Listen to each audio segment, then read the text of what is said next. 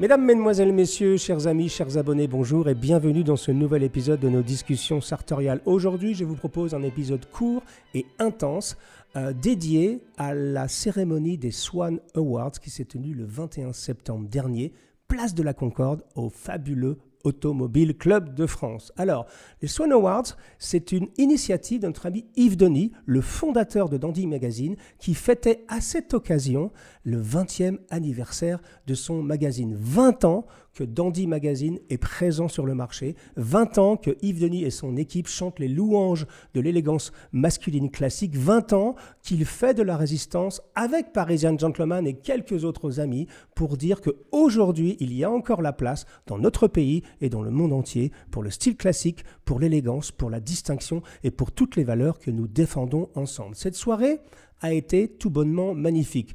Pour être honnête avec vous, personnellement, je ne suis pas un grand fan de ce genre de awards. Vous savez, aujourd'hui, on vit dans un monde où on donne des awards à peu près pour tout. Dans les corps de métier, dans les entreprises, dans le monde des arts, dans le monde du spectacle, dans le monde de la gastronomie, etc. etc. Mais quand j'ai vu cette soirée, à laquelle bien sûr j'ai participé avec mon épouse Sonia, finalement, j'ai changé d'avis. Non pas parce que j'ai reçu moi-même un award, nous allons en parler un tout petit peu plus tard, mais parce que j'ai senti que quelque chose se passait et que finalement c'était bien que enfin notre monde, notre petit monde de l'élégance masculine classique ait son award et sa cérémonie et son moment un peu officiel annuel de remise de récompenses pour célébrer les élégants dans le monde entier. Alors avant de vous montrer un petit reportage de 10 minutes qui a été fait pour vous faire pénétrer dans les coulisses et dans l'ambiance de cette magnifique soirée, je voudrais rendre hommage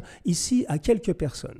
Alors, cette cérémonie était divisée en différentes catégories. Donc évidemment, sur le modèle des Césars, par exemple pour le cinéma, il y avait l'homme de cinéma le plus élégant, l'auteur le plus élégant, les personnes qui travaillent dans le monde de l'élégance les plus élégants, si j'ose dire, les métiers de l'hospitalité, qui sont les gens les plus élégants, les photographes les plus élégants, les avocats les plus élégants, etc., etc. Donc c'était assez intéressant de voir tout ce monde réuni. C'était une belle soirée au sens littéral du terme et c'est pour ça qu'aujourd'hui, je veux prendre le temps de rendre hommage à quelques personnes. Alors, dans la catégorie cinéma, par exemple, c'est notre ami Paul Feig, qui est donc un immense réalisateur américain, qui vit à Londres d'ailleurs avec son épouse, qui a réalisé récemment Spy avec Jude Law, qui a refait le remake de SOS Fantôme en 2016, qui est connu également pour A Simple Favor, c'est L'ombre d'Emily, qui est un film un peu plus récent et qui a une filmographie absolument stupéfiante. Et Paul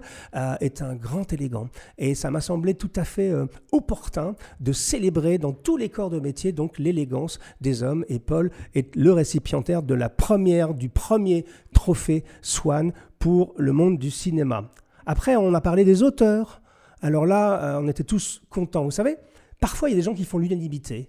Et dans le monde de l'écriture autour de l'élégance masculine classique, il y a une personne qui fait l'unanimité, et vous le connaissez sans doute ou pas d'ailleurs, mais si vous vous intéressez au dandysme, tout ce qui touche à l'élégance masculine classique et son aspect historique, c'est monsieur Daniel Salvatore Schiffer qui a une bibliographie assez imposante autour de la notion de dandysme et d'élégance masculine, et c'est vraiment tout à fait normal qu'il ait reçu cette récompense qui récompense l'intégralité de son œuvre. Ensuite, il y avait des récompenses pour les métiers de l'élégance. Et là encore, l'unanimité s'est faite autour d'un monsieur que nous aimons tous, qui s'appelle Albert Goldberg, qui ne pouvait pas malheureusement participer à la cérémonie puisqu'il était à Nice et pour des raisons de santé, il ne peut plus voyager. Mais Albert Goldberg, si vous êtes de ma génération, vous vous souvenez forcément de Façonnable et de Old England. Albert Goldberg était derrière ces deux succès énormes. Façonnable, cette marque absolument mythique qu'il a revendue il y a assez longtemps maintenant, et Old England, cette espèce de paradis pour gentleman qui malheureusement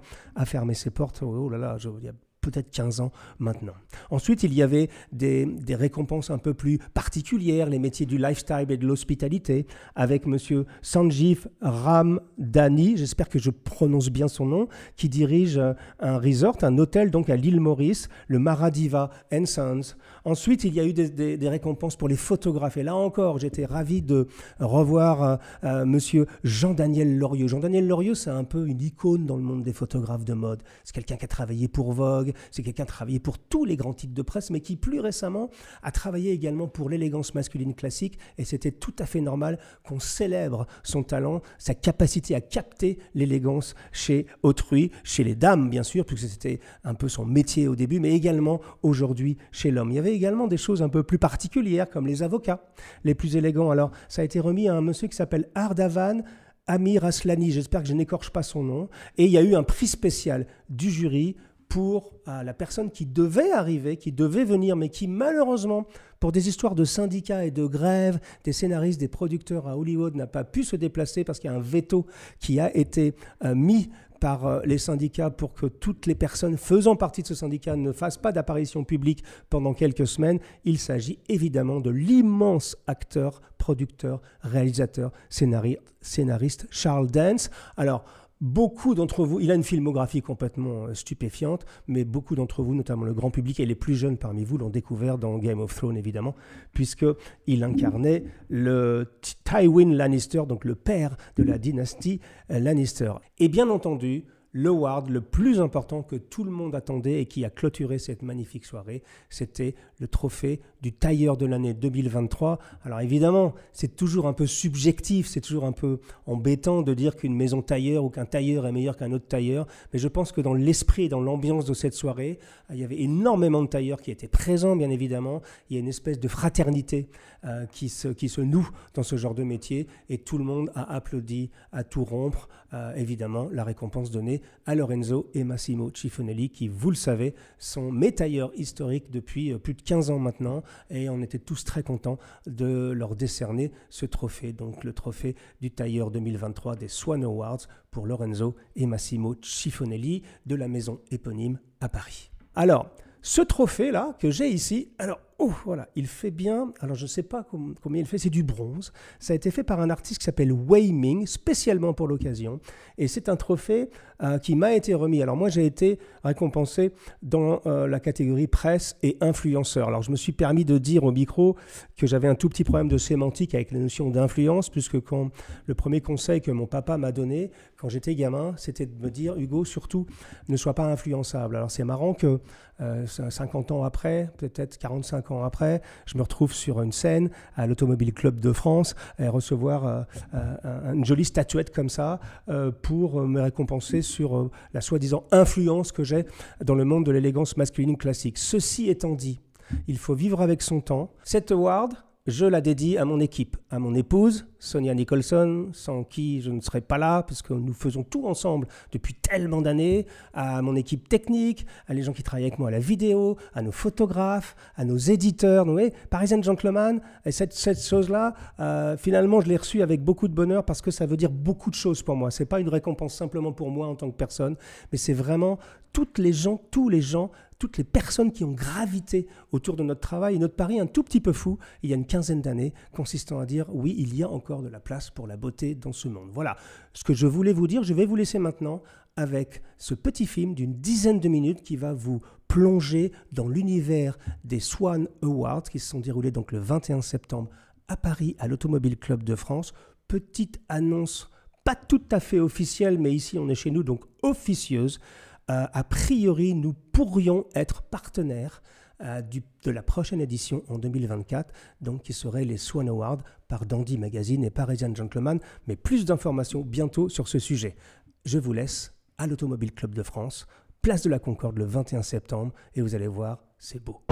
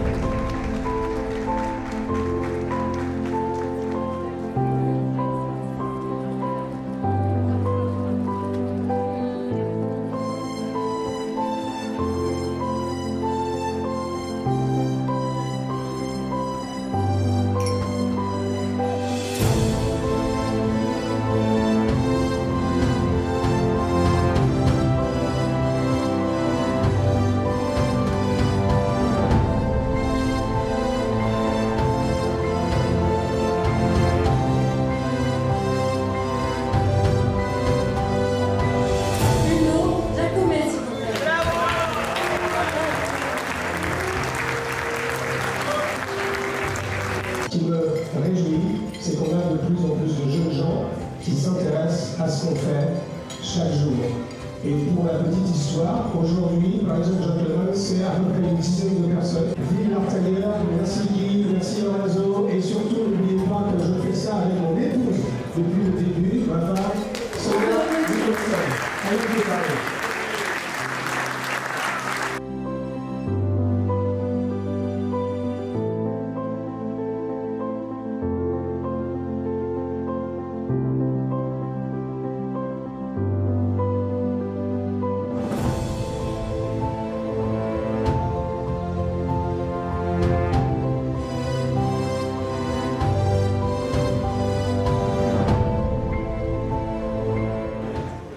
La reconnaissance carrée, l'attitude, la droiture, le cerveau.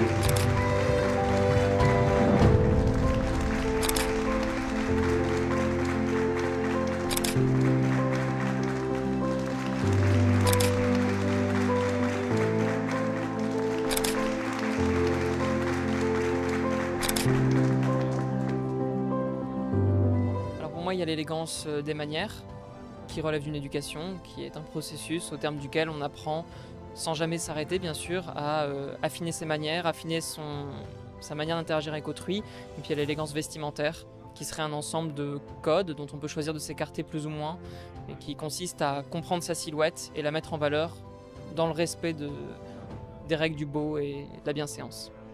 L'élégance, c'est savoir s'adapter à la fois aux circonstances et aux personnes avec qui l'on est.